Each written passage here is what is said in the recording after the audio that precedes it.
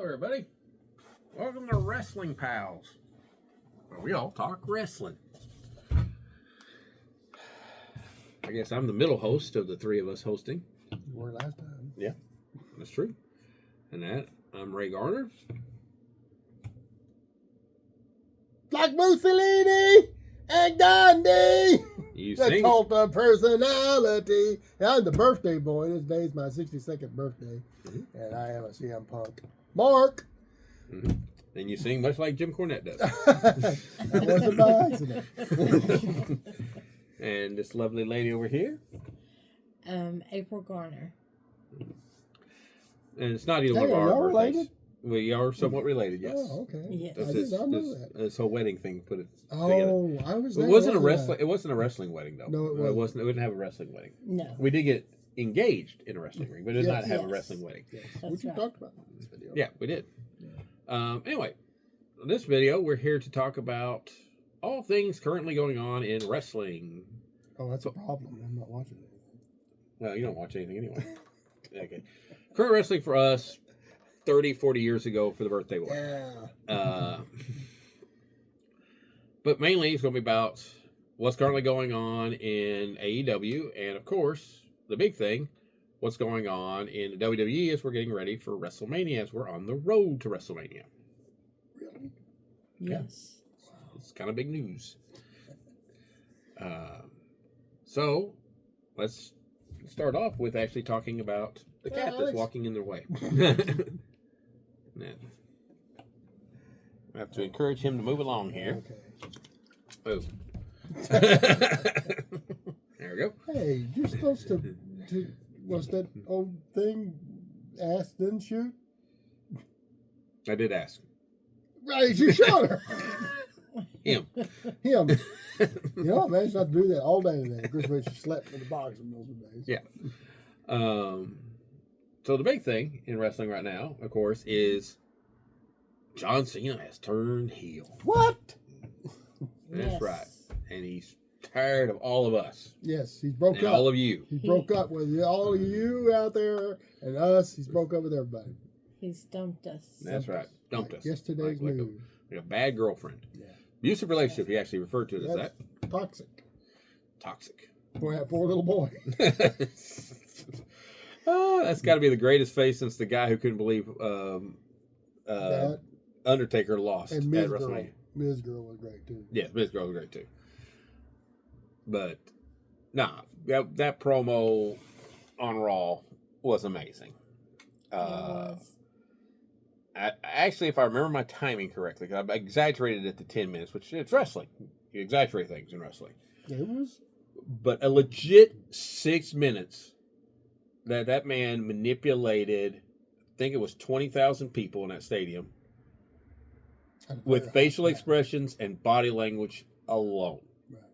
He didn't say this a word. was a Belgian crowd, and so they were just hot to be there, just excited to be at a WWE show, and they don't get that like our cities do. Right. And so they were ready just to cheer and be happy. Mm-hmm. And Cena played them from the very beginning. Oh, yeah. But to be fair, they did boo him when he first showed up. They did. But they also then started cheering and doing the back and forth and. You know. Mm-hmm. And just a masterclass in how to work with a crowd and work a crowd. There are people who gripe about Cena online. There are people who have griped about him for as long as he has not been the doctor of thugonomics. That would be the Cena sucks people. Yes, that would be the Cena sucks Just people. want to get on the scorecard. Right. Cena is quite probably, in my opinion, the best promo guy potentially in the history of wrestling. The only guys I can think of that match close to him, really, in all honesty, the only one actually, not the guys, plural, singular, in my opinion, is probably Dusty Rhodes. Well, we discussed that on the phone recently, and I think I put him in that category of the greatest GOATs. But I wasn't able to. I had to think about it a little bit more. But you know me, I got Roddy there. Mm-hmm. Yeah, but in a different way, admittedly. But Roddy was able to capture the crowd, create riots, and all that. Yes. Yeah, but this is different, and this is a WWE thing, and this is somebody who has been the top star for most of that 25 years, and that is he's I said he might have learned a thing or two about a thing or two, and my thing is that I think this is something he's wanted to do for a long time because he's just that good at it, and he's never been able to flex that particular muscle. Right. What are your thoughts? Yeah. I thought the promo was excellent.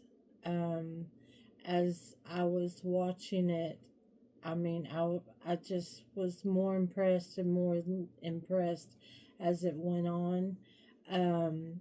I just thought it was greatness. I agree. And it's going to be nothing but better from here. I mean, we're not done with the John Cena build up to WrestleMania. Yeah, this is the beginning. And here's another thing, and I said this on the phone with you. The biggest compliment that I could ever pay anything, whether it's wrestling promos or is it somebody written something or comic book or movie, so on and so forth, is if they can actually, because as a 62-year-old guy, I've seen a lot and I'm can be pretty jaded. If they can actually surprise me, if they can, because I didn't have any doubt that Cena would be good, and I didn't have any doubts that this is something I wanted to see. I've been wanting to see it for a long time. But I had my expectations of what he should have done. And I know there's some people online that have said some similar things, and he even addressed that. That's the whole thing. He came out and he was speaking right to me and told me, I'm not going to get what I want. I'm not going to change my gear. I'm not going to change my music. I'm not going to do all this. And it absolutely made perfect sense. Yeah. It was brilliant. And I did not foresee it. And when you can actually surprise me, pull one on me, I can't be nothing but impressed. Well, if I was going to break down his promo, you want to add something? Okay. No, if I was going to break down his promo, the first few minutes of when he actually started talking was directed at the internet fans, the smart fans. What's the term that I always get wrong? The IWC, Internet Wrestling Community. The Internet Wrestling Community. It was basically a big middle finger to all of them. Yeah. And a well-deserved one. Yes. Because they're the ones that lead the Cena sucks chants. They do. And they're the ones that would sit there. My biggest breakup, if you will, was whenever Roman Reigns was feuding with AJ Styles, and they were chanting, "You can't wrestle" at him as AJ Styles took a back body drop through an announce table. Right.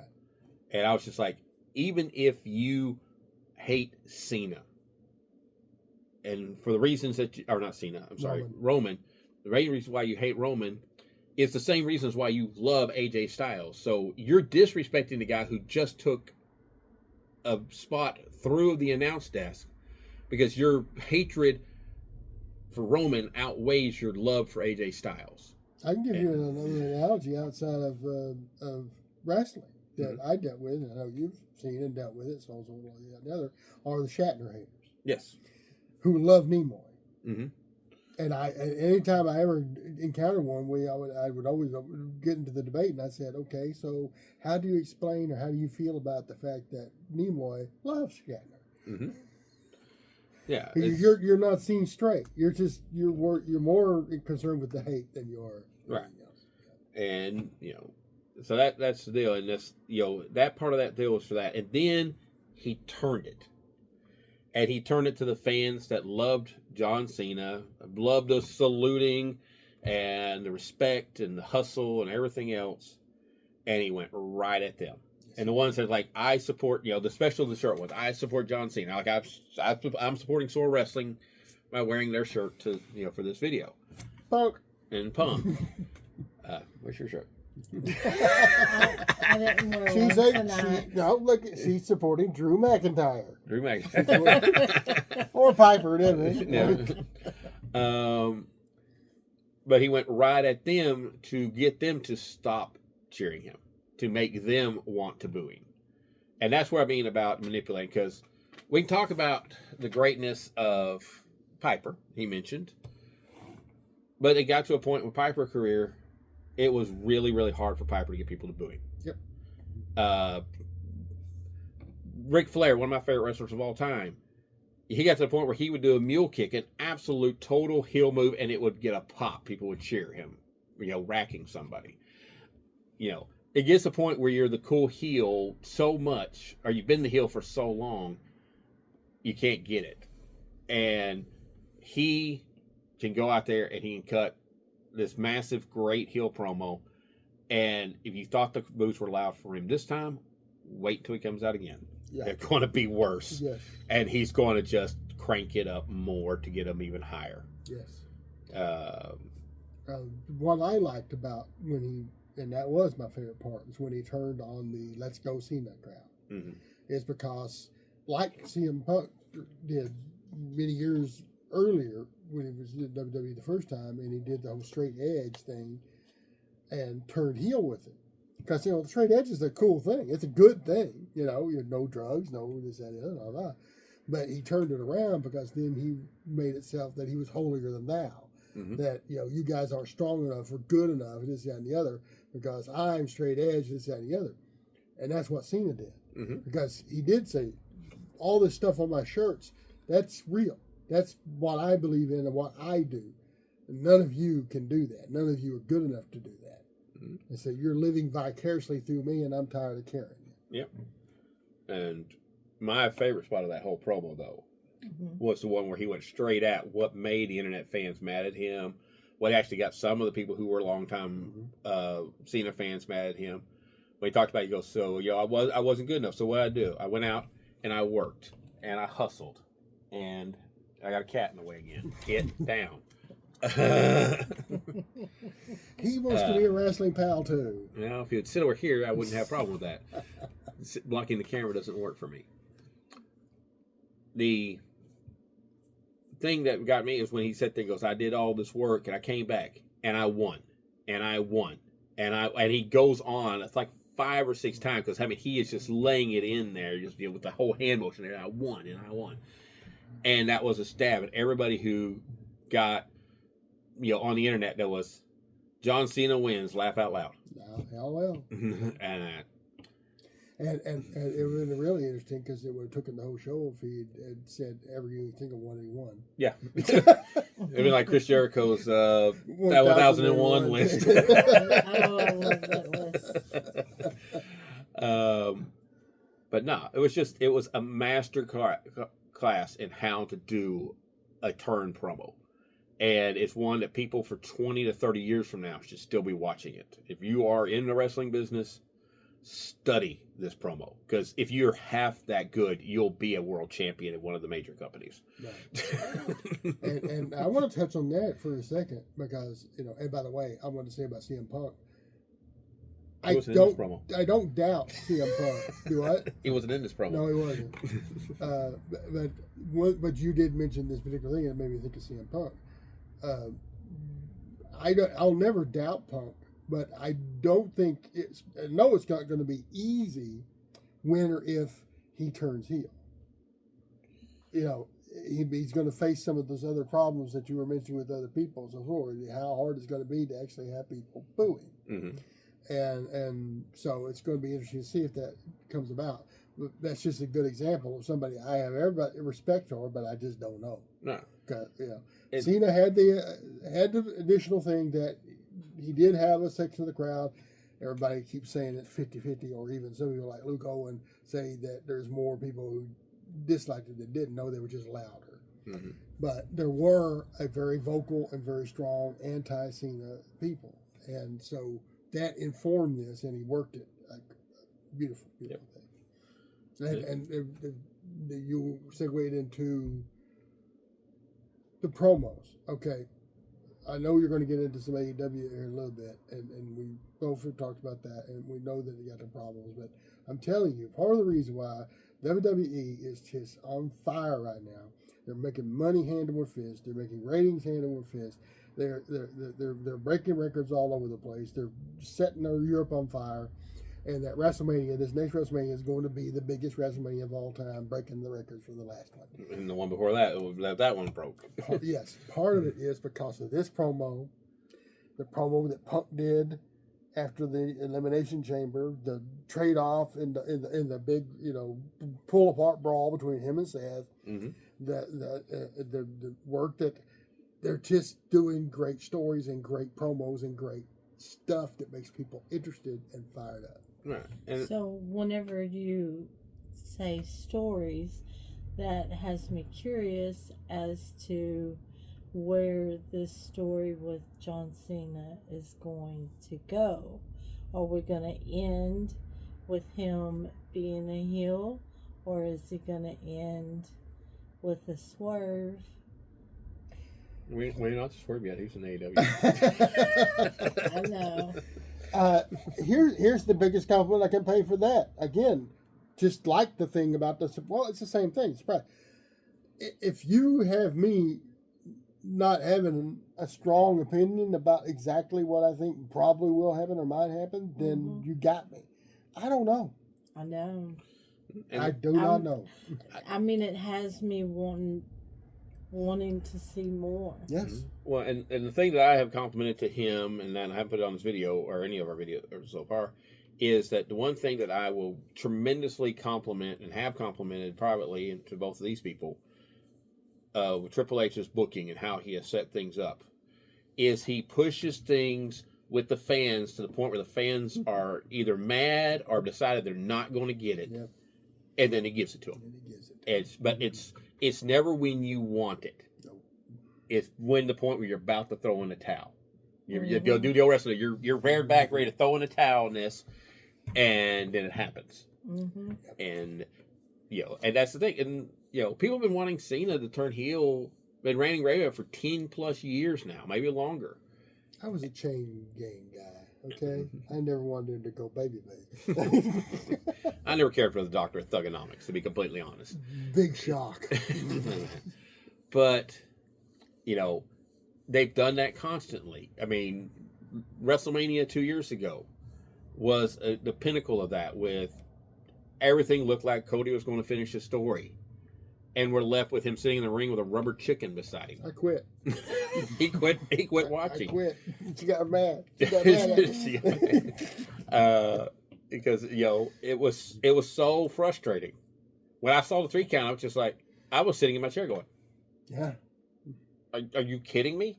I mean, I looked like the guy at the WrestleMania where Brock beat Undertaker. I was shocked. I was so mad, and that's the thing. And again, I give all the credit to Triple H. If you can do that with me, it's then 61 years old or 60 years old, and you get me that mad and angry and buy into this thing I know is what it is, professional wrestling, that's masterful. Yep. Absolutely. I'm using that word a lot, but it fits. Well, and there's the thing. Last year at WrestleMania, when Cody won, I wouldn't bite until I saw a 3 count. Right. Especially with how overbooked that entire thing was. That was absolute pinnacle sports entertainment right there. Yeah. The only thing missing was Stone Cold. Yeah. Now, keeping with the WrestleMania theme, I'm going to start with my big Roman Reigns girl here. She's a fan of Roman Reigns? Yes. The cage match last week on Raw. Roman's return. Oh, yeah. Where he dragged Seth out of the cage. Screwed over my guy. Screwed over a couple of times. Cost CM Punk his match. And then, the wise man's in there trying to console poor Punk. Yes. And Roman didn't take that well. No, he did not. He did not. And then he took Mr. Punk to school rather abruptly. He still got off better than Seth did. Yeah, this is true. But there's a lot more history with Seth. Yeah. So what were your thoughts on the OTC's return? Oh, I loved it. Seth got what was coming to him, have to say. And what Seth got what was coming to him. Well, we'll just have to agree to disagree. We'll have to agree to disagree. I thought Roman looked great. He did what he was needed to do. Put the young punks in place. I mean, I like Punk too, and I hate that he lost, but Do you want to sing the song together? No.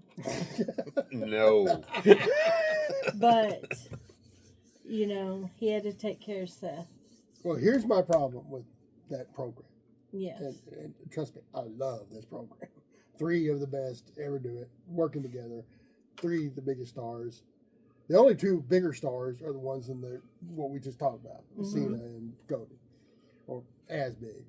But so my problem is I'm an old school guy. Somebody's going to have to be the heel, and right now none of them are the heel. Now Seth has been heelish, Yes. and I think he will be the one. But right now they're still chanting this song like, you know. Well, And I don't think Punk's certainly not going to turn right now, and certainly Roman ain't. No. well, and I don't think you're actually going to have him turn. No, I think you're going to end up with the combination of a bunch of tweeners, because the tribal chief is not a baby face. no, no, he's not. The- Not traditional babyface. The architect is not a baby face. No. And Straight Edge has been crooked as all get out What? for years. He's a sterling hero. I actually thought Punk was a baby face. He is a baby. We're talking about traditionally like a Cody babyface, like that. Kind Yeah. of thing. Sure. Versus Yeah. they're all 3 popular, Yeah. Yes. and they all 3 ordinarily would be fighting somebody who's not popular. Right. Any one of those 3 versus Cody, they're the heel. Yes. Yes. Yeah. And if they're facing Austin Theory, they're the baby. Yes. Yes. But or Drew for that matter at this point. But yes, I don't expect a full 100% heel turn yet. Anyway, 'cause I would actually like to see Seth turn heel, because, as I always used to say about Randy, heel Seth better is the best Seth. Mhm. That doesn't mean he ain't great at being a baby, because he is. Mm-hmm. But he's been doing it for a while now, and I think it would benefit not just him but also the product if we need another strong, good top heel, Mhm. and he can do it right now better than just about anybody. Mm-hmm. And but what I want to happen is that he gets mad because he loses at WrestleMania. Okay, whoever wins, either Roman or Punk, probably Roman. And he's going to get mad, and he does stuff in there. I think of all the 3, he's the one that's going to get the most boos. Mhm. And so he comes out on the Raw after whatever, and then he does his "you people" thing. But I think the perfect way to do it is that he comes out there and it starts up with that music, and they start chanting. And he said, "Cut my music. Mhm. You're never hearing that again." Mhm. And that's crucial, because they're never going to stop chanting that music as long as it plays. Right. And I was saying that to Brandon, and he was like, "Well, they're not chant." I said, "But think about it, man. It says another year or half a year or whatever, when he turns babyface again, and it comes out to nothing, no music or this, that, and the other, and then he snaps his finger and that music hits. Mm. People are going to go crazy." Mm. Oh, yeah. But Yeah. I don't think you're going to get that. Probably not. All right. And then the only other 2 WrestleMania matches that are really set up are going to be the women's matches, which we have Tiffy Time versus the Queen. Will be the next one. Yes. So we started with you last time. So what's your thoughts on that match? I haven't been able to. I don't see as much for some reason. I'm not seeing as much SmackDown stuff. I do see some of it, but I haven't. What I've seen, I don't see really a story being built with them. Mm-hmm. I'd like to see that, and it's still 5 weeks to go. And like I said, Triple H loves to do this thing, so I'm sure something is going to come out. But I don't need. And also, I'm influenced by some of the people I listen to on YouTube and that and the other, and not really influenced, but sometimes it colors whatever I'm saying. And I'm like, but then once I even said that, I thought to myself, the story is that Charlotte wants to get another championship, and this little fluffy new body is in her way. Mm-hmm.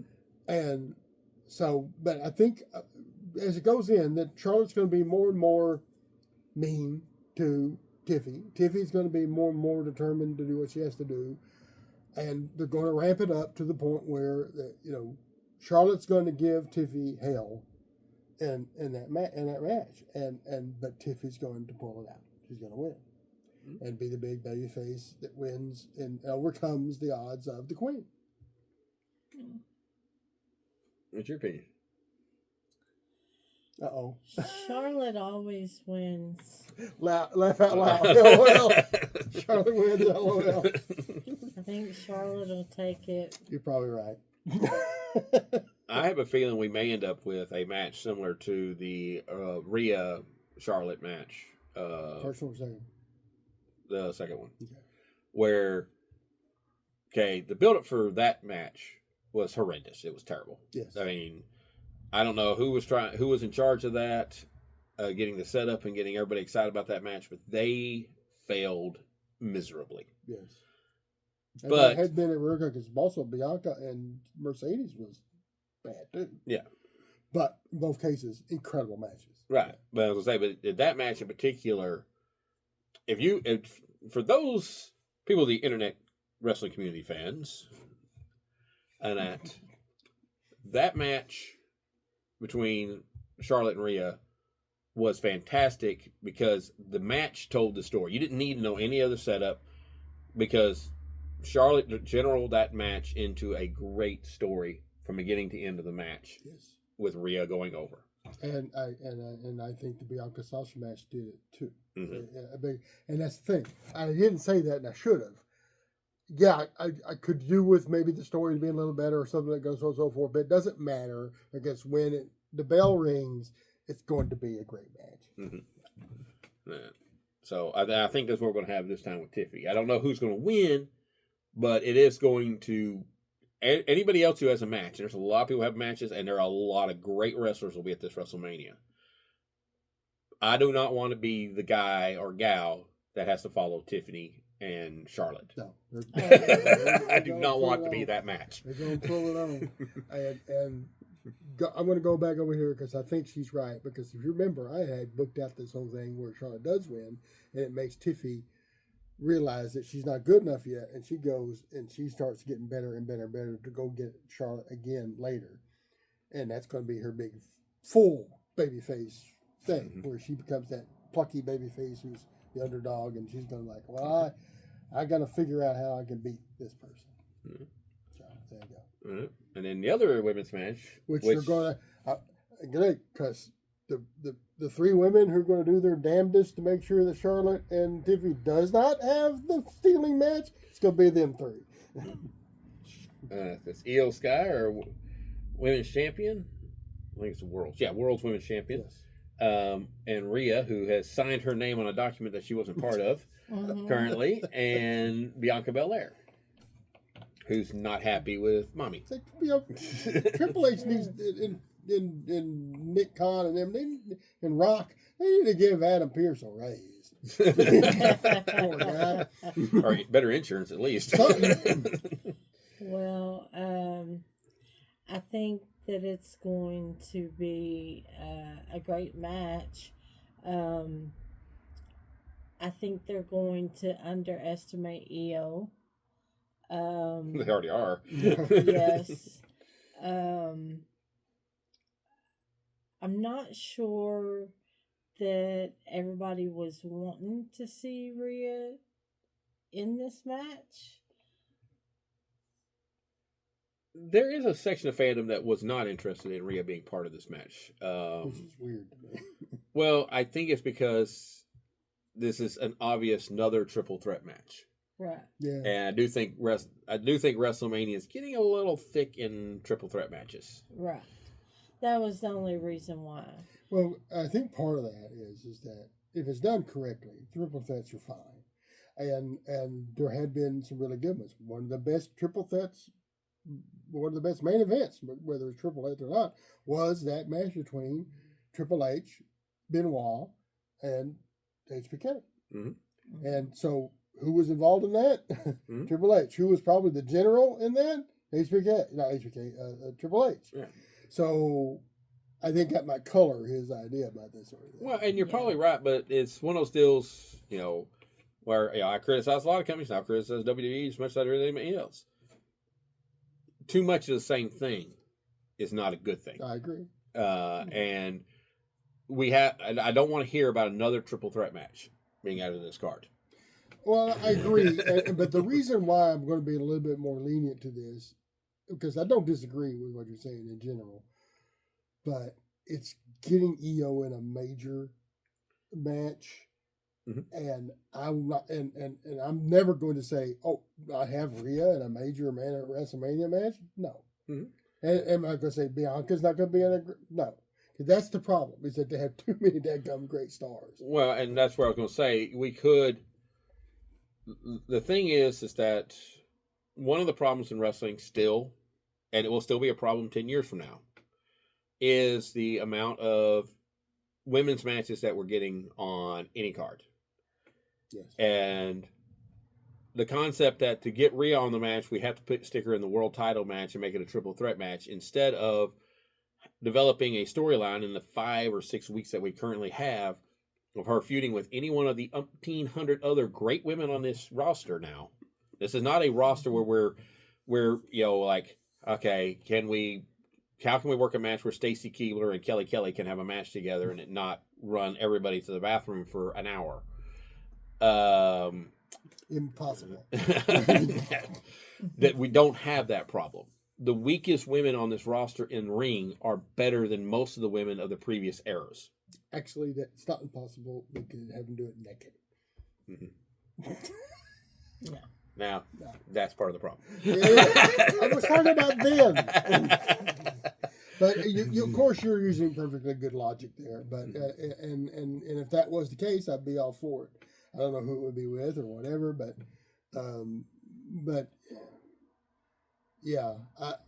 Here's the thing, and there's another. Actually, this is a good argument about not putting Rhea in there at all, because Io was in this match to take the pin, and the reason, because some people say, well, why not the dream match between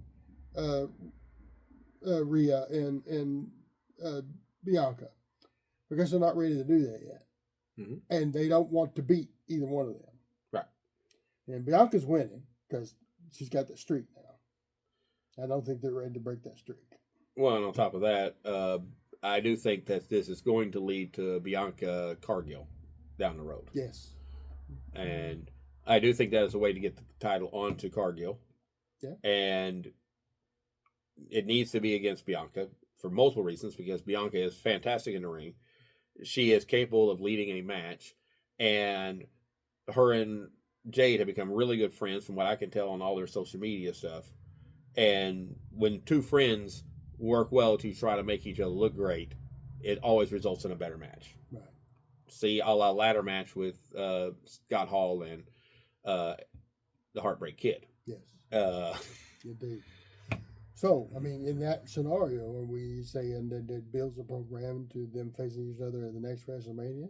Because if it does, then I think Bianca has to turn heel eventually, and I think that maybe Jade's the one that breaks that streak, which gives her more legitimacy. Yeah, it could be. That's a very good possibility. Now we're trying to outguess. I'm having a hard time outguessing Triple H 5 weeks out, much less a year and 5 weeks out. None of my predictions are going to come true. None of it. But it's fun. Yes. And the only other match that's pretty locked in, I think, there's 2 other matches that are pretty much locked in now after this last week, which is going to be the unpredictable badass Braun Breaker versus the second greatest luchador in the world. I got bad news for you on that. Penta. I don't think that's going to be the case. You don't? I mean, partially. I really do believe that's going to be a 6-pack match. It's going to be Braun defending against Penta, Dom, Finn, and another couple names in there. I can't think of it. Louis Kaiser probably Kaiser. And maybe Butch / Pete Dunne. Yeah. Or one of these guys that they're thinking might be coming in, Alistair or Ray Phoenix, something like that. Why do you think that? Because the story, I think, what happened at the end of that IC match with Finn versus Braun when Dom picked up that title. Me and Brandon were talking about it earlier. I saw it. He saw it too. That was identical to what Eddie Guerrero did many, many years ago. Mm-hmm. Identical. Not only do I think it's going to be a 6-pack match, and if Finn's going to be involved, and Dom's going to be involved, Dom's going to win it. Mm-hmm. Now it would be great And to if help that, it's a 6-pack thing because it's going to be so forgetting he steals the pin. yeah, and it'd be great if he steals the pin from Braun spearing Finn, so he actually pins Finn for Exactly. the And title. that'll turn Finn babyface. I don't think anything can turn Finn No, babyface. I mean, It'll turn Dom babyface. I don't want to be babyface. Yeah. But yeah, no, Dom, I really do believe it's going to be a 6-pack challenge, and Dom's going to end up becoming the IC champion. As long as it's not a fatal 4-way. Right. Anything but a fatal 4-way. Yeah. Yeah. So let's see, what other matches have we got locked in? Oh, the other match that we have locked in is Naomi versus Jade. It's not been announced, but that's going to be a locked in. Yes. And that's going to be a very short match. Yes, and it's going to be fairly one-sided. Oh, it's going to be a squash. Yes. Yeah, it might not help any of you jaded wrestling fans out there. Yeah. It's going to be an ass whooping. That's what it's gonna be. Watch the language. I'm sorry. Yeah. But the Come on, this is wrestling. You know, we're it's Stone also, Cold people. it's also going on YouTube. I know. Yeah. Not bad. Sorry. But anyway, so that pretty much takes care of what I know of WrestleMania. Anybody got any other Well, I additional got thoughts? some speculation about what I think might be a couple of matches. I know somebody's going to face Logan Paul. Probably AJ. Oh, it's definitely AJ. I forgot about that. Yeah, It's actually AJ pretty and much- Logan Paul. And unfortunately, Logan Paul's going to win. Unfortunately. And it's a waste of one of the greatest talents of all time. But, you know, I'm not the one, you know. Well, if you're gonna have somebody shine, He's influencer, perfect. He's the perfect choice to do it. But, they'll be better at it. There's another one. That will be my nap match. I think that Liv and Yes. Raquel may defend the tag team titles, probably against the other members of returning Kairi Sane with Dakota, maybe even Asuka coming back. Probably, I would like to see the Party Girls Yeah. get their shot because I do love them, but they have not clicked with the WWE fan base as much as I think they should have. Yeah, but them going against Damage Control would be a really good. Yep. Yeah, and they have been sort of kind of going at each other. So the other one, You know what I'd like to see them do? what? Now, of course, this is me fantasy booking for the future, and feel free to steal this idea, Triple H, if you see this video. I'd like them, since they're not using Zoe Stark since the whole the falling apart of the Fusion Collective. Mm-hmm. I would love to see Zoe Starks move over to American Made and make a women's tag team with Ivy Niles. Yeah. I think that would make it great. Yes. What's your That would opinion be about different. it? Oh, and what about the U.S. title? LA Knight's going to defend against somebody. Yeah, but nobody. Come here. Come here. Come here. You get your hard-headed cat. Somebody's children. But let me think. Is there anything else? Well, I mean, there's probably going to be a women's intercontinental title. Will probably be defended by Lyra Valkyrian. The women's U.S. title by Chelsea Green will probably be defended by somebody. Okay, I know this has got nothing to do with the WrestleMania thing or something other than she probably may defend her title this and the other. But I love that woman. I love Chelsea Green so very, very much. And I love her new little security guard, contingency with Piper Niven and Alba Fire. It's just, I love the fact that they're both Scottish. and I will point out someone who didn't like her when she first came in. but Chelsea won her over. She did. There is nobody this side of Toni Storm that's better at sports entertainment right now. She's just entertaining to watch. When she's on TV, I pay attention. And I'm entertained. Well, let's segue with that to AEW. No, that's the complete opposite of what I just said. Other than Toni Storm. Yes. And you got to watch the end of Dynamite this morning with me as we were watching the replay. Mm-hmm. And we have the setup now for Dynasty on April 6th. Toni Storm versus Megan Vane. Right. I'm going to take a nap on this part. Okay. Megan Bane? Bane, that's it. Yeah. Bane. Yeah. Bane. Yeah. I think I'm getting corneted there on my naming. Yeah. So what was your thoughts on the match with Chris Statlander Mm-hmm. and then the post-match with Toni Storm? Yeah. So I thought Chris Statlander looked really good with Megan.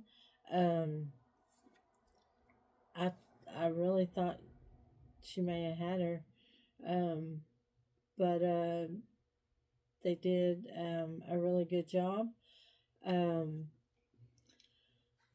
I think that Tony has her work cut out for her taking on Megan. Mm-hmm. She's a big girl. Yeah. That's the only thing I agree with. Mm-hmm. She's a big girl. Yeah. No. Yeah. I will say, the one thing I will say is Tony Storm has done more to convince me that Megan is this big girl than Megan has done, or that commentating team on AEW has done. Because one of the things I did look up, because they kept trying to tell me that she's 6'1". Right. So I'm just like, I'm saying, looking at it, this girl ain't 6'1". I know exactly how tall Thunder Rosa is because I have a picture of you standing beside Thunder Rosa. Right. Thunder Rosa is a short woman. Tiny. Megan is taller than her, which is just not a large feat to do. Is there anybody on the roster that's not taller than Thunder Rosa? I know there are a couple of people on WWE there. Well, Riho's not. That's right. I always forget about her. She's so tiny. Yeah. Riho. But Megan is only, looks like 4 or 5 inches taller than Tony. I mean, than Thunder. And when her and Tony faced off on Collision, Tony and her are looking almost eye to eye. And Tony is not 6 foot tall. So I looked it up. They're both, Wikipedia heights is 5'8". Both of them. So they're basically the same size, although Megan has some muscle mass on her, which is actually what Tony focused on. Yes. It's like Jordan Grace. Jordan Grace is a powerhouse. She's the juggernaut. But she's a short juggernaut. She is. But Megan is tall. Her, all that muscle. She's thick all over. She's thick, so it adds to her height. Yeah, it makes her look impressive. Yeah. And that's where I'm saying saying she's 5'10" would be okay because she's a little tall. When they're eye to eye is a little bit off level, so you can believe that she's a little taller. But going from 5'8" to 6 foot is pushing. Going to 6'1" is way pushing it. Just don't do the tall thing. Just talk about it, accentuate the fact she's a powerhouse. Right. Yeah. And that's the thing. Powerhouse Hobbs isn't huge. No. But ain't nobody wants to actually get in a real confrontation with Powerhouse Hobbs. Mark Henry wasn't tall. Right. Well, we were talking about tough guys. Haku isn't a huge dude. Haku wasn't tall. Yeah. That's the reason why I always had a problem with the Colossal Connection name, because Haku's a lot of things, but he ain't colossal. Constantly tough and powerful, but here's my opinion, and I am not following the product very, very strongly. I mostly watch clips on YouTube, this and the other. I don't watch down to my beginning to end, but I have my opinions. And first of all, and this is a prejudice of mine, but it isn't a universal one. I don't have a problem in particular with body types, big, strong, powerful, bodybuilding type wrestlers. But I got to have more than that. And Megan doesn't give me any of that yet. And I think she's way too green and she's dull as dishwater to me. Well, and the most important thing is that Chris Statlander lost. Boom. Well, I won't get that one second, but I was going to say that one of the part of the promos, whenever you get to see it, the deal, Tony calls out the fact that on multiple occasions that Megan doesn't talk. Right. Yes. You're one big and a quiet one at that. So let me make this easy for you. She sets into the promo to set up the match, to where Megan doesn't even have to talk. Right.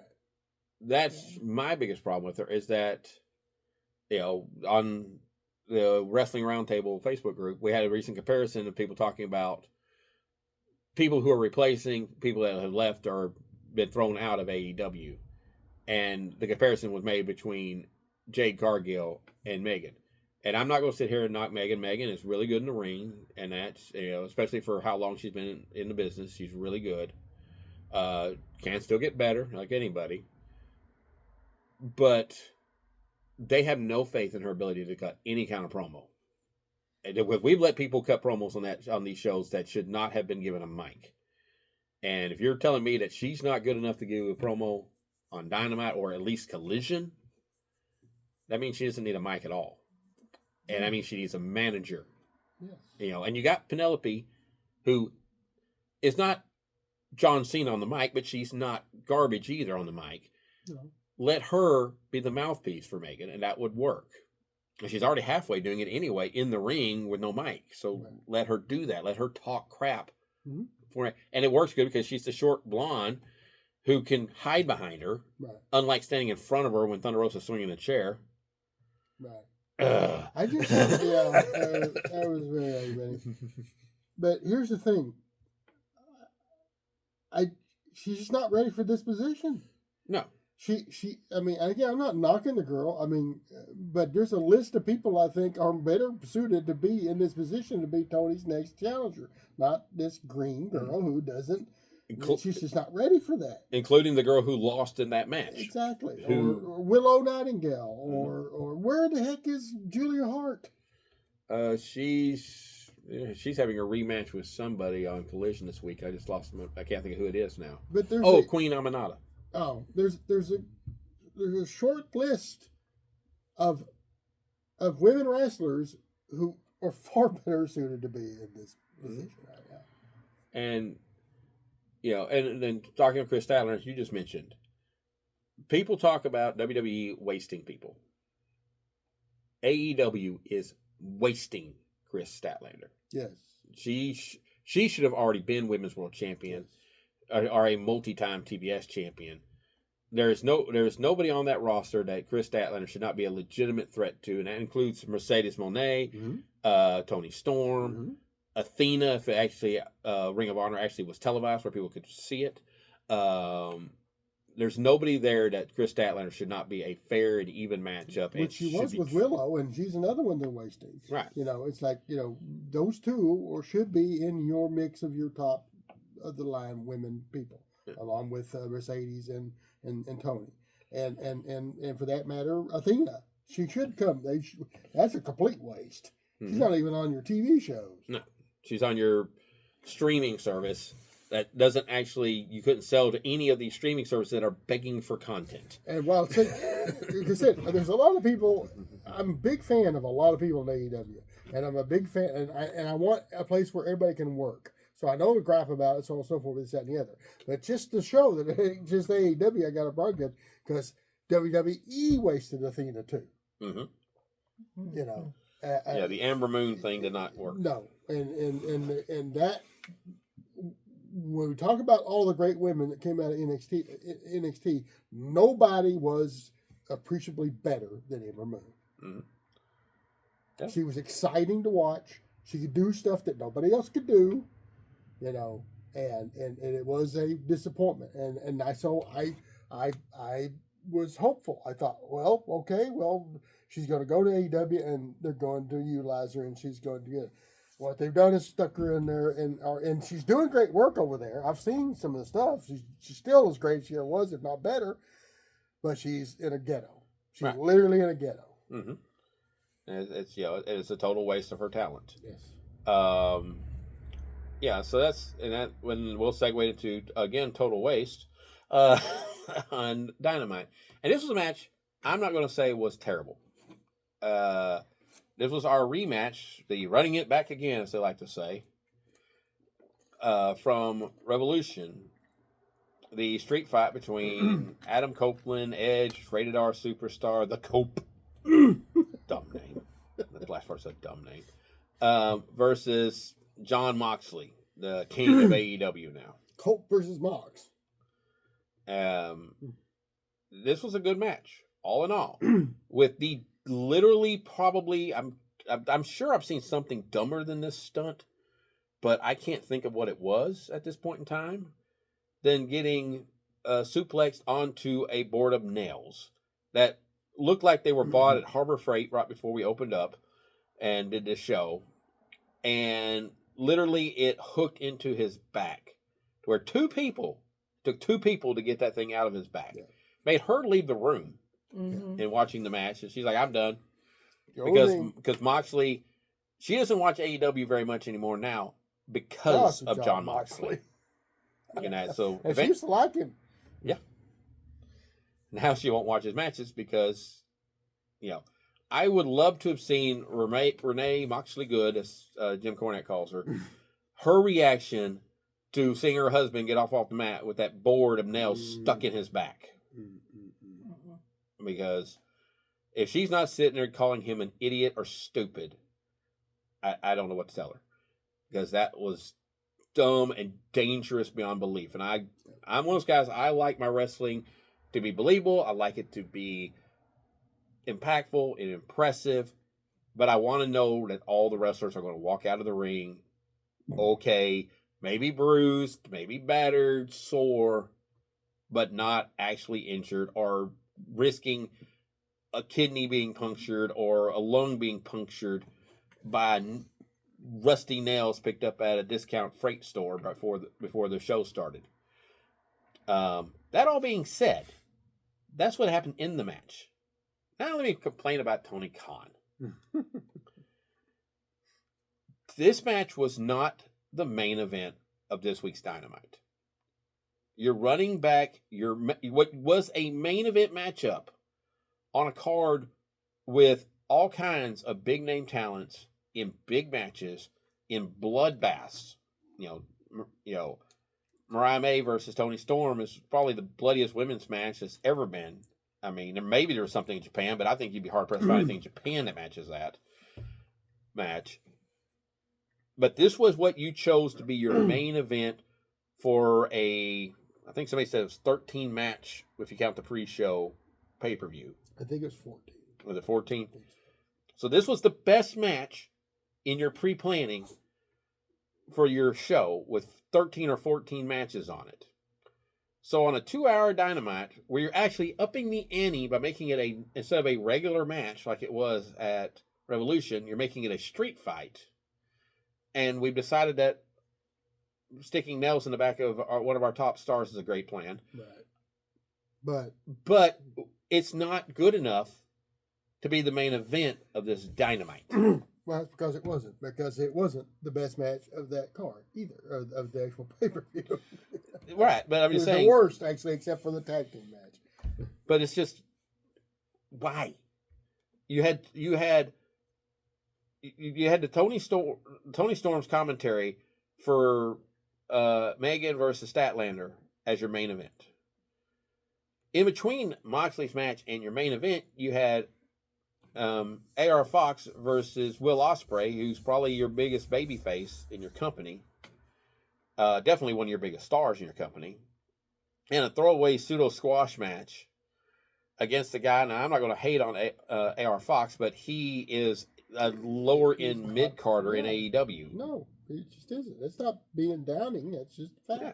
I mean, he's good in the ring, but he, in the scheme of AEW, he doesn't mean very much because he's not a high ranking guy in the cards. No. So he shouldn't be killing time between a world title street fight and the setup for your women's title match for the next deal. He should not be facing one of your biggest guys in a throwaway match.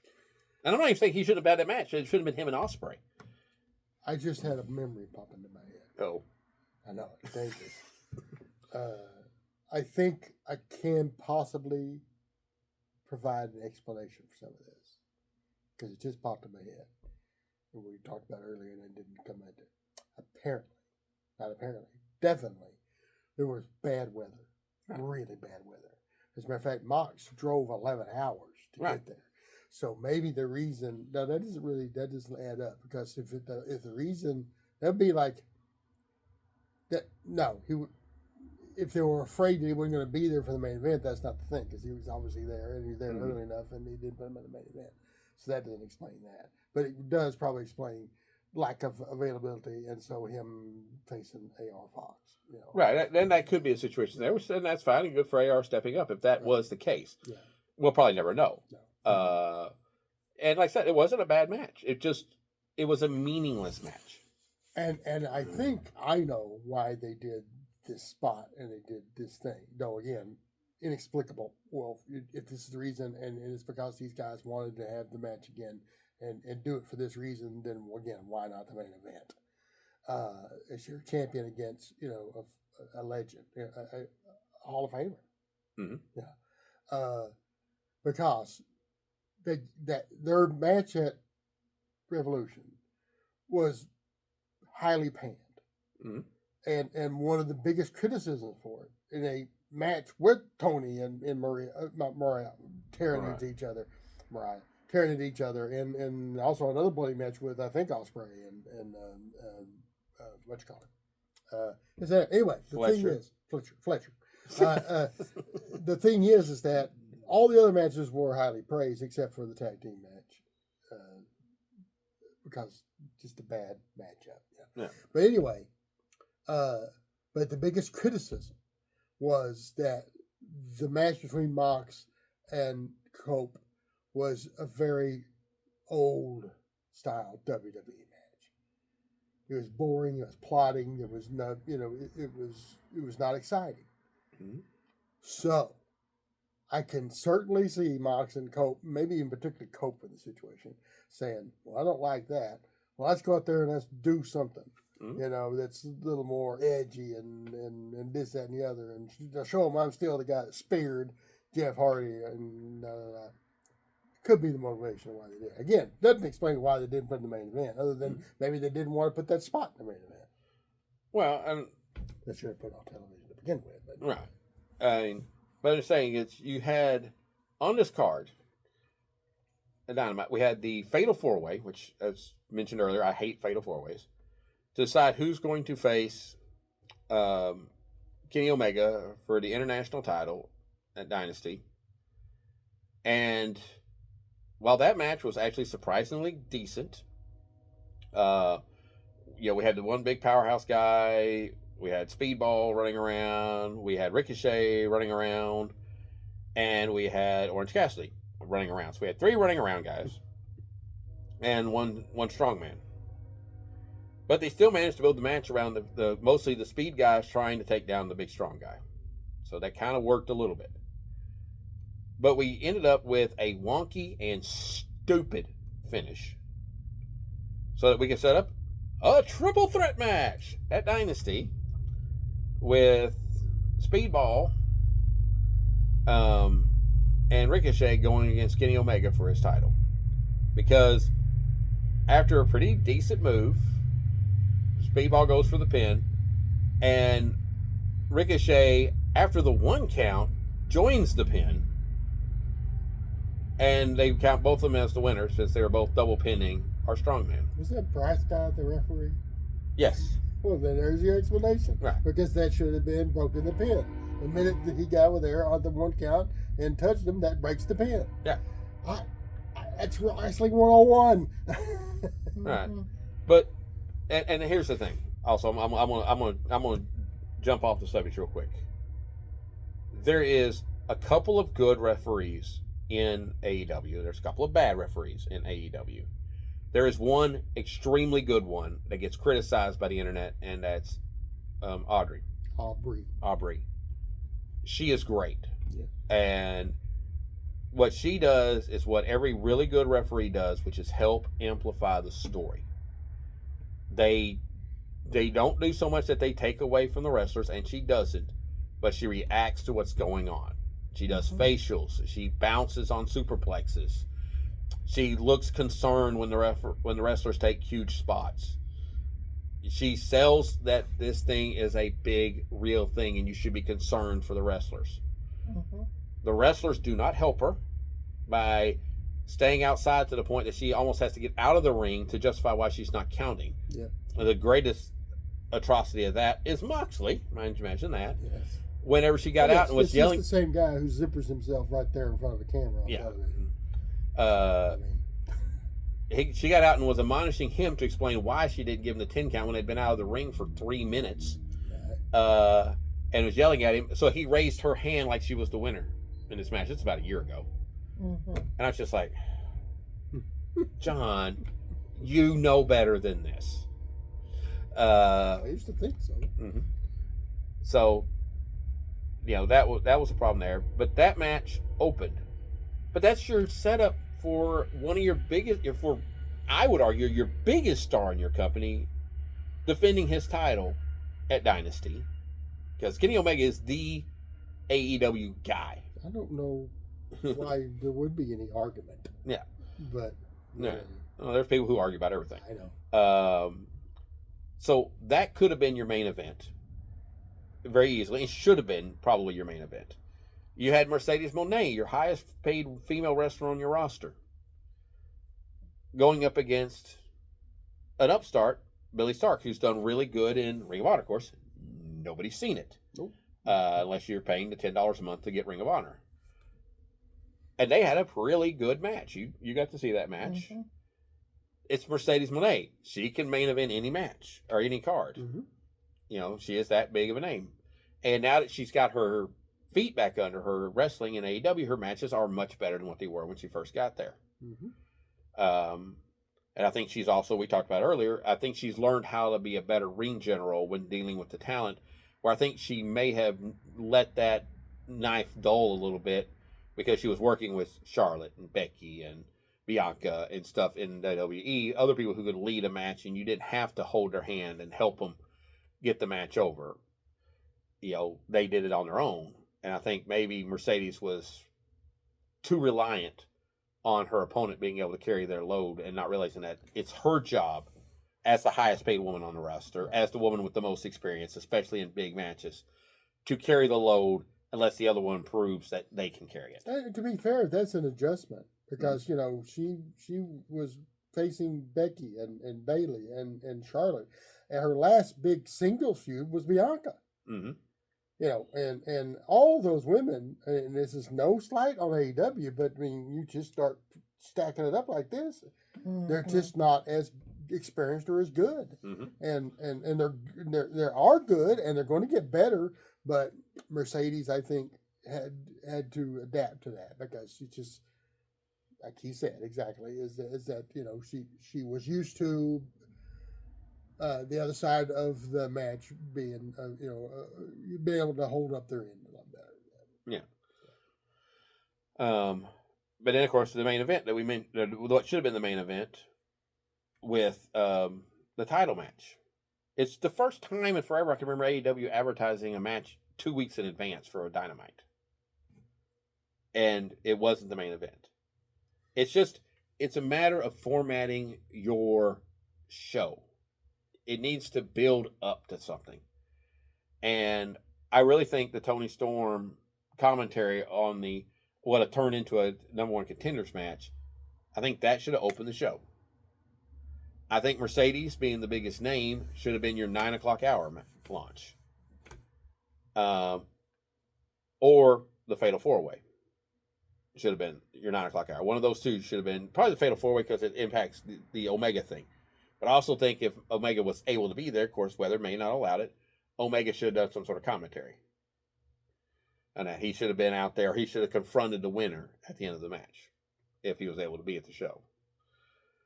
But then your main event should have been two of your biggest stars, two of your highest paid stars, your world champion, and everybody and their dog running in on the match at the end of it with FTR, with who are people actually? Oh, the Christians group. What are they called? They're not the family. That's the Dawn. The patriarchy. The patriarchy coming in the fan, and of course all the Death Riders interfering, and Willow Nightingale coming in to stop Marina Shafir. I mean, this was almost as much interference in this match as Cody winning the title at WrestleMania for Moxley to retain. Right. If you're going to have that many people involved and that many big names and make it that big a deal because it's relevant to the Swerve Strickland who is your best rising star in AEW, and your Dynasty pay-per-view, because Swerve going against Moxley and going over Moxley Please. should be the main event of Dynasty. Yes. Yes, of course it should be. And it's just, how can I believe that should be the main event when their last main event Fox's last main event of the pay-per-view was panned, and his rematch wasn't good enough to be the main event of your TV show. Yep. Mm-hmm. It's a deal of Cody Rhodes. I'm going to jump to comparing to WWE real quick. Cody Rhodes is never presented as anything other than the biggest babyface star on the planet. Roman Reigns showing up and glaring at somebody is a major thing in WWE. Yep. Seth Rollins coming out and dancing in his crazy outfits is people chanting his music. Is shown as a big thing. CM Punk, he has the things line over, and most people don't even know where it comes from. More the pity. More the pity. Yes. Rhea Ripley. The pops for Rhea is because Rhea's never presented as anything as the most dominant woman on that roster. Charlotte Flair is the queen of wrestling and is presented as nothing other than that. Liv Morgan is the pretty girl that irritates everybody because she gets everything she wants. They're all jealous. And everybody's jealous of her.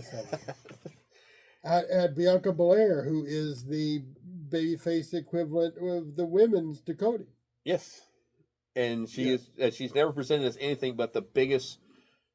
Beating Bianca Belair is a huge deal on any card.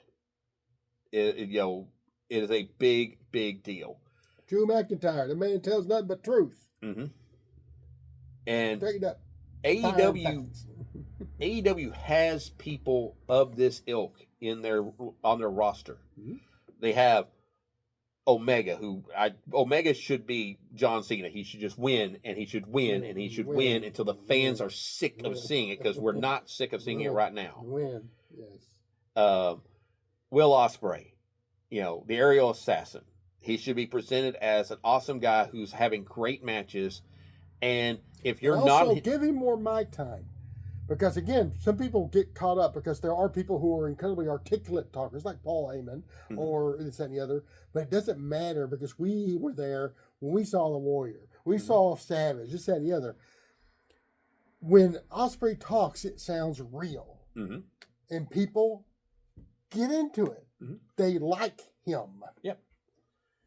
And, you got Swerve Strickland, who is amazing. Yeah, he's my favorite guy who's currently on the AEW roster. Toni Storm is the best female character in wrestling today. Period. And that's over Rhea, that's over Bianca, that's over Charlotte. There is nobody doing better character work that is a female wrestler than Toni Storm anywhere on this planet. Nope. And she is actually treated that way. Mm-hmm. And it shows in the fan reactions. Toni Storm coming out to do commentary is the second biggest pop of the Dynamite that I watched. Second only to Will Ospreay coming out for a match. Yeah, I mean, it goes deeper. I mean, you got Heyman Page, right? You got MJF. MJF. They have an incredible roster. Mm. There's no Powerhouse Hobbs, who I think they should be pushing like mad. Yes. It's just, but Christian, and Orange Cassidy. As much as I don't like his gimmick, he is over with the crowd big time. I mean, it's getting a little stale in my opinion, and I do think he needs to show. He is one of the ones I think needs a story. He needs a story where he has somebody that makes him lose his temper. Yes. Makes him go, okay, you want to see what happens when I'm serious about a match? And honestly, this was like 3 years ago or so. That almost actually kind of did happen. But they didn't follow up on it. Because at that time, he and Statlander were hanging out a lot. Mm-hmm. And at one point, the heels leaned on Statlander. Oh, yeah, I remember that. And he got fired up about it. Right. It was like, oh, right, there we go. Mm-hmm. But they really never followed up on it. Right, and they need more of that because I always go back, and I think I mentioned in our other video. I will always go back to the Austin Idol Jerry Lawler hair match, which I swear it was 5 or 10 minutes into it before anything that besides a punch or kick was thrown in that entire match. Yep. And I think that was a hip toss. Might have been a drop kick. And the crowd was losing their minds because the story meant so much.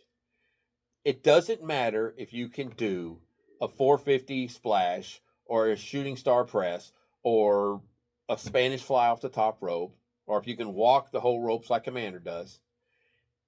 If I don't care that you win or lose the match, you have failed. Yeah. And that is the problem with the lack of stories and the lack of pushing people, because if you push Samoa Joe to the top of the deal like he has been at times, and then you have Hook beat Samoa Joe, even though they're right now on a team, but I'm just using that as a great example, then it means something because you've had Samoa Joe be this dominating guy, and then this other guy's able to finally take him down. That's what mattered. Roman Reigns being the undisputed WWE Universal Champion for a record-setting, what was it, 3 years and some change. It was 1,300 and something days. Made Cody Rhodes winning mean that much more. Yep. And plus, since it was delayed another entire year. Yeah.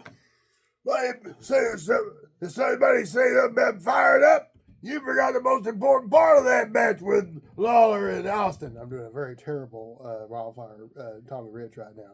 Because when Yes, it was terrible. Tommy Rich came out from under that ring, which he spent like all day there, then there was a riot. Yeah. People literally were Because climbing the they cage. cared. Yeah. They were climbing the cage to try to get in there and help Jerry Lawler. Yes. And that's what I mean. Make people want you to win.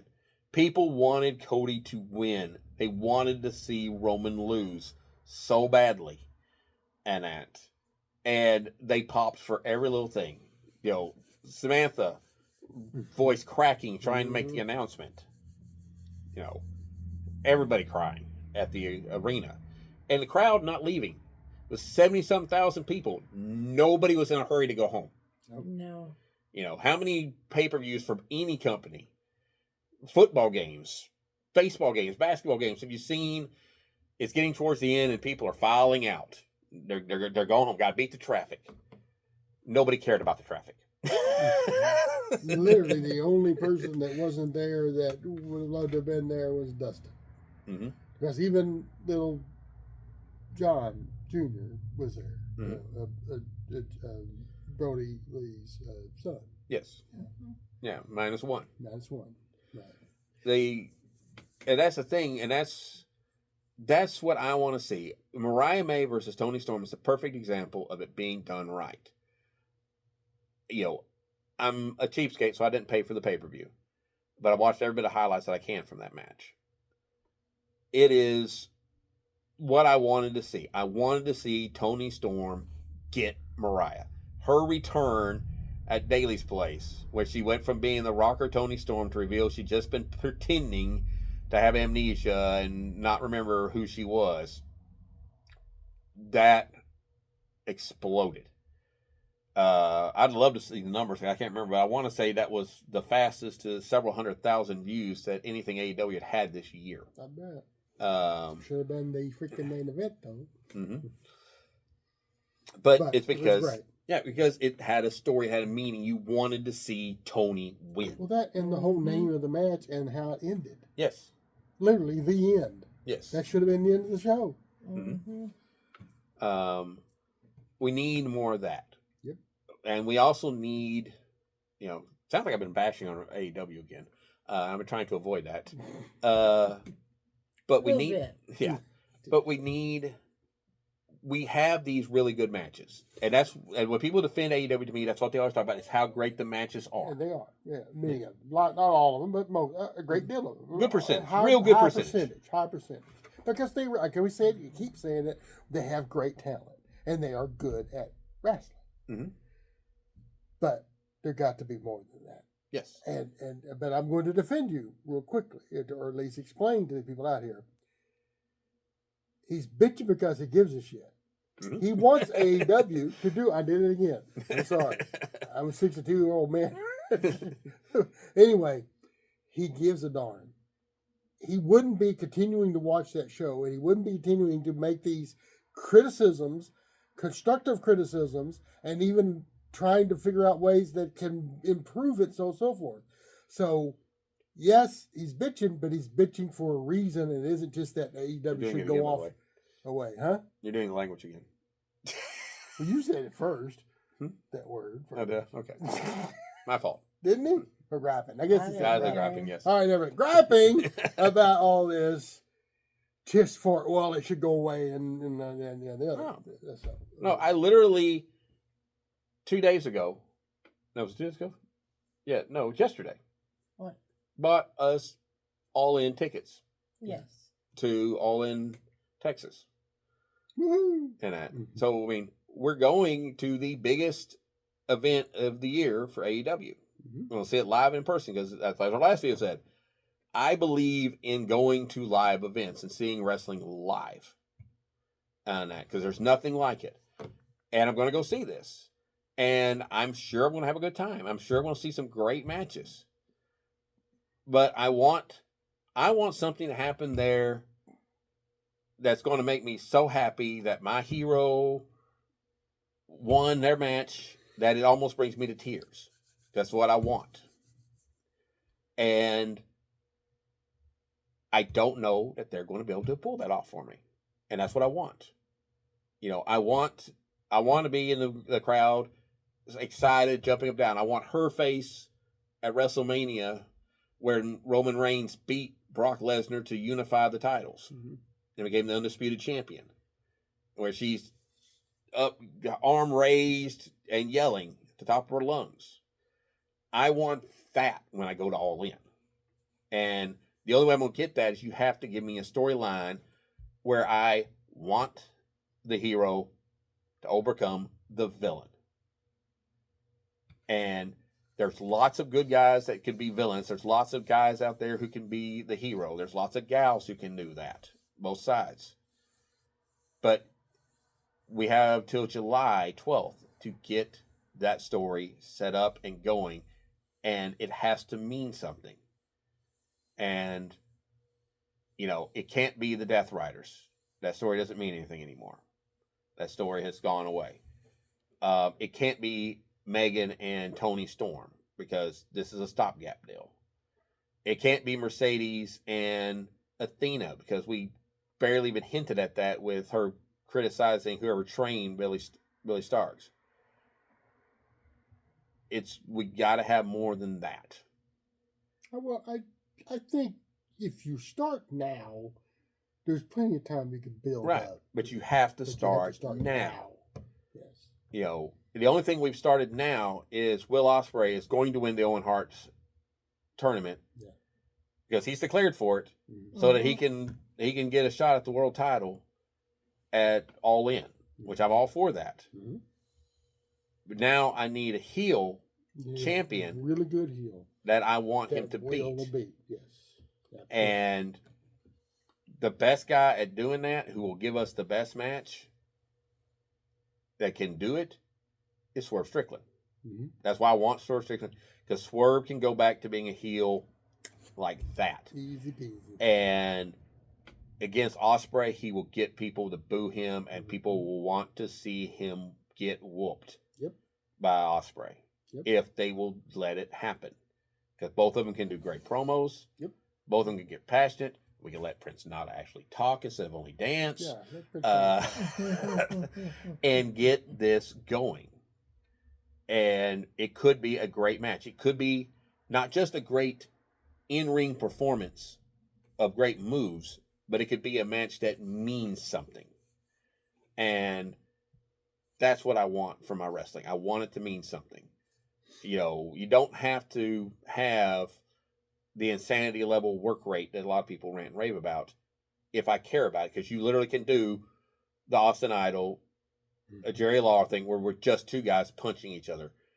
The Seth Rollins and CM Punk did that at the pull apart at the beginning of that Raw. Yep. Where fans were chanting, "This is awesome," because it was the best pull apart I have ever seen in wrestling. I have never seen a pull apart that was done that well. Ever. And the reason is the story. Right. They've been building this thing since Punk got back. Right. And these guys do not like each other. Mm-hmm. And that's got to the point that on site, they attack each other. Yes. Which is realistic. Yeah. Which is a lot better than Cody coming out and staying in the ring and Yes. telling Cena he needs to find the other guy and show up with it. You are completely right about that, Steve Richards. You're completely right about that. So I think we're at the point where we probably ought to wrap it up. Well, I've got one last thing I want to do. One more thing? I got one more thing. That's my famous line. So I wanted to get y'all's opinion. Something that's a little bit more immediate, other than, of course, something that just happened. But this did just happen too. But, because it's been announced that because of the situations with, this continued little sidebar thing with Jey Uso, with Austin Theory and Garrison Keller, that he's going to go into Grayson a tag Waller. team match. Because I said Keller. Grayson Waller. Voila. So I can do it even in the accent. So anyway, he's going to face them in a tag team match with a mystery partner. Mm-hmm. I think I know who might be that mystery partner. I certainly would hope, and I would want him to be, because, it's in Scotland. I don't even know what you're talking about. Well, you might have missed. Yeah. You did. Oh. Yeah, because he's had a match with Waller, and he's had a match with Theory, and then they've been messing with him the whole time. And so there's been an announced match where Jay is going to face both of them in a tag team match with a mystery partner at the Raw in Scotland. Yeah. Oh, okay. Yeah. I think he's going to call somebody's name. Oh. And that would be great. Yeah. And certainly the Scottish crowd would be very, very happy. Oh, yeah. So it won't be Hornswoggle? Yeah, well, not, Hmm. And That'd be a everybody pretty good did choice. the automatic thing that it might be Jimmy. And there's nothing wrong with that, but I just think you're in Scotland. It would make sense. I'm going to add one little last thing, too, that I'm hoping that we get. We're starting to build it now because we're on the road to WrestleMania, which also means we're on the road to Stand and Deliver. Mm-hmm. I would like to see NXT pick up the pace on getting stuff set up for that. Mm-hmm. Because they basically, the roadblock, now that we're past that, of course, I haven't seen this week's, because we always watch it delayed, and we usually watch it tonight. So, no, we'll have to get to that this weekend probably. Yes. But, we have to get set up for Stand and Deliver. And I'm curious to see how Ricky Saints, still getting used to that name, does, because, big fan of Ricky for a long time. Watched him in the NWA before he went to AEW. Still has one of the best feuds with MJF had in his career, and that's the guy who had a feud with CM Punk, so that's pretty high praise. So looking forward to what NXT has to deliver at Stand and Deliver. Yes. So what are your closing thoughts, or your one more thing to add in? I didn't have one more thing to add in, but I am excited for WrestleMania, and just ready for it. Me too. I do have one more prediction on the road to WrestleMania. What's that? We're going to have a funeral for R-Truth. John Cena is going to kill R-Truth. No. Yes. You can't kill R-Truth. Yes, yes. Oh, people have tried that for years. It hasn't worked out. R-Truth is, at one point, R-Truth is going to confront John Cena and not be the silly, still delusional, but not as silly. And he's going to share his heartbreak that his childhood hero, John Cena, has done all this stuff. And John Cena is going to have that stone face, and he's going to stomp a hole in him. Probably. All right. Oh, and one more thing I want to address from our internet little group. Mm-hmm. The comment that WWE is wasting Julia. Oh, golly. And I'm going to say what I said there. It's like, are you kidding me? Mm-hmm. Julia came in a group with Stephanie McCure, Zarya, and very shortly afterwards, Jordan Grace. Yep. And she quickly, to quote Randy Savage, green rises to the top. She rose to the top very quickly. And over Roxanne. And over Roxanne Perez, who there's so many great women in wrestling, but Roxanne is easily in my top 10, if not top 5 favorite wrestlers in the industry today in all companies. Oh, yeah. Oh, yeah. And her heel work is amazing. And, did a great match against Julia. And Julia had a really great match with Stephanie, where Stephanie won. Mm-hmm. And she needs, and what my understanding is basically she's banged up and she needs some time to heal up and stuff, and she'll be back. Oh, yes. But I do not know where people are seeing that she is wasted in NXT. It doesn't make any sense to me whatsoever, other than if they just think that she should have went to Raw and SmackDown and become champ there immediately. Yeah. Which, personally, I thought the comment was out of line. And the only thing I gathered from it was because she was basically, she lost the title, but we knew she was losing the title. Yes. Due to her injury. Or injuries. I guess it's possible that the person who wrote the article, and because I do know, when I debated my friend Glenn about it, he wasn't aware that, because some people aren't sometimes aware of that stuff and stuff. And so it could be they weren't aware that she was actually injured and they just thought, well, they just beat her and, Correct. Yeah. Some people are not aware of these things, and so that person may not have known. But I saw in some of the comments that, a lot of people commented, saying that she was injured. So that person could see after they made that post, what the deal was.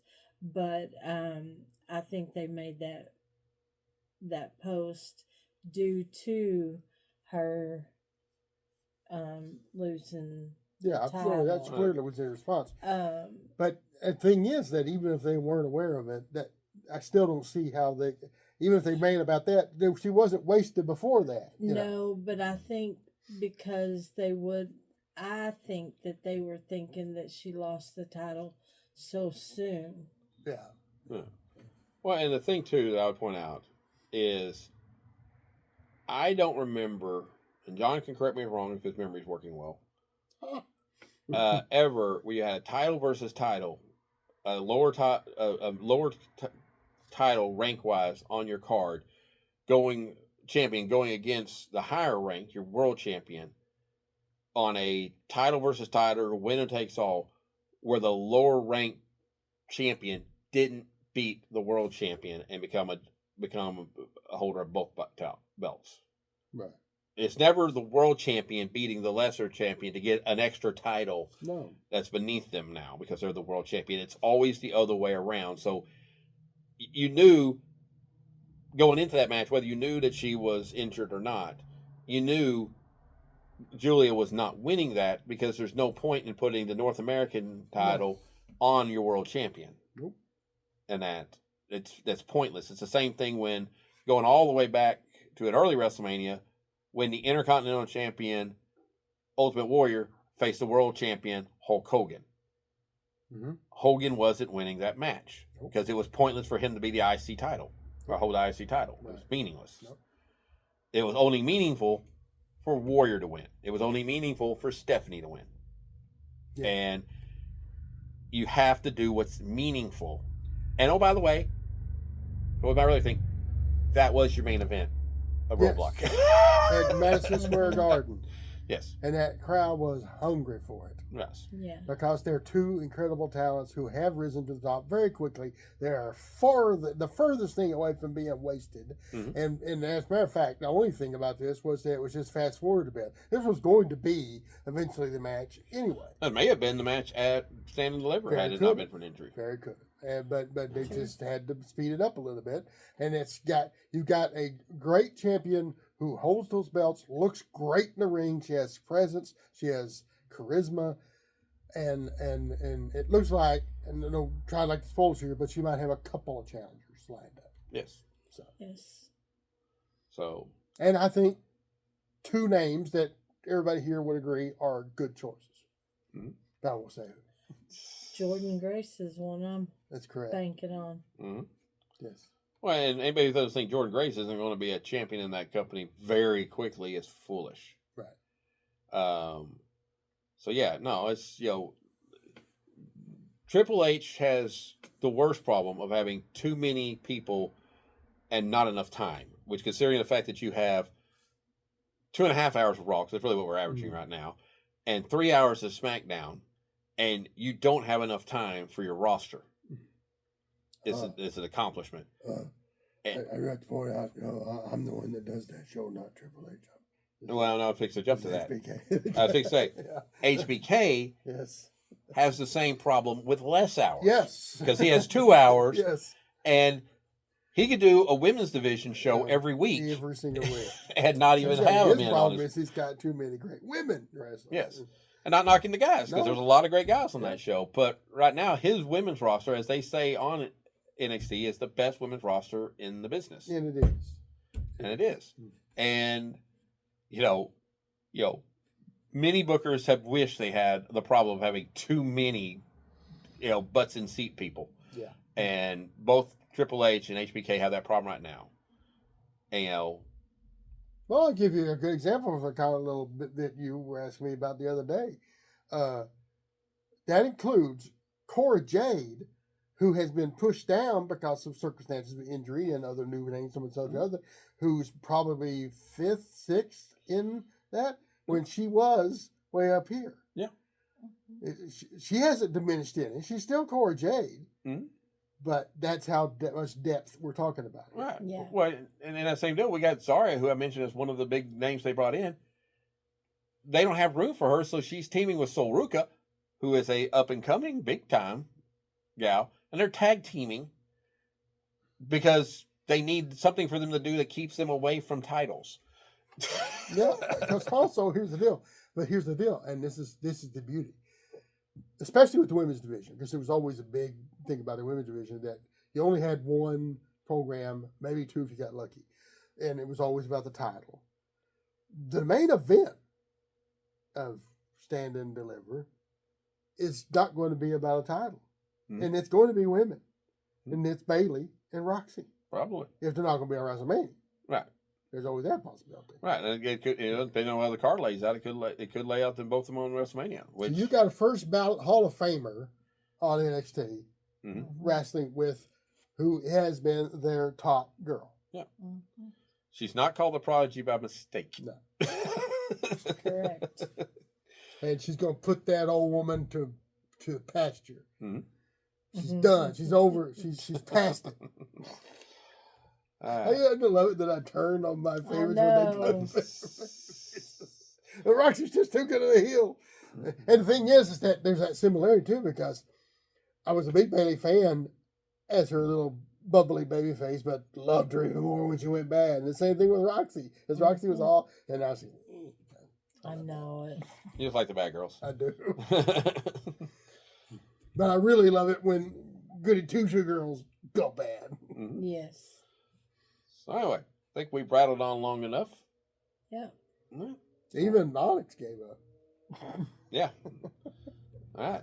So, good night, everybody.